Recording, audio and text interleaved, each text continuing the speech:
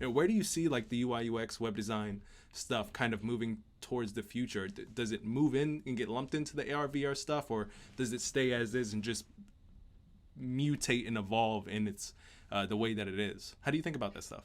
Yeah, I think we will start to see a little bit of a shift, but I think, like you said, the current UI and UX and websites and mobile apps and things like that, they'll kind of be there for quite a while.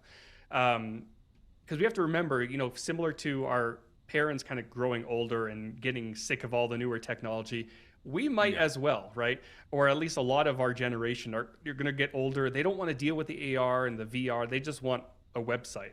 It's kind of like how our parents read newspapers, right? We're going to read, regular websites where our kids are like, just put on an AR headset and just like take in the news that way.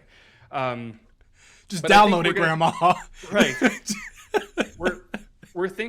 I think we're going to start to see more immersive experiences that it might not be a massive jump initially, but it'll be something a little bit more. I mean, we can probably do some of this stuff now with our phones, where if we're on a website and we want to we kind of have this now with, like Wayfair, for example.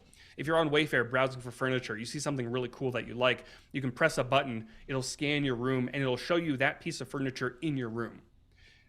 So I think we're going to start to see more of that, where it kind of blends the traditional mobile apps and websites with AR experiences.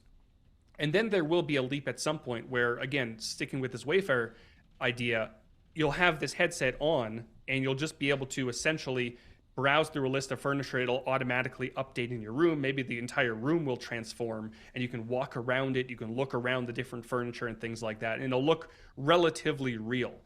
I don't know how far we are from that. I think the hardware is necessary to evolve, but I'm not feeling a massive pull in that direction just yet, but it's definitely starting to tug.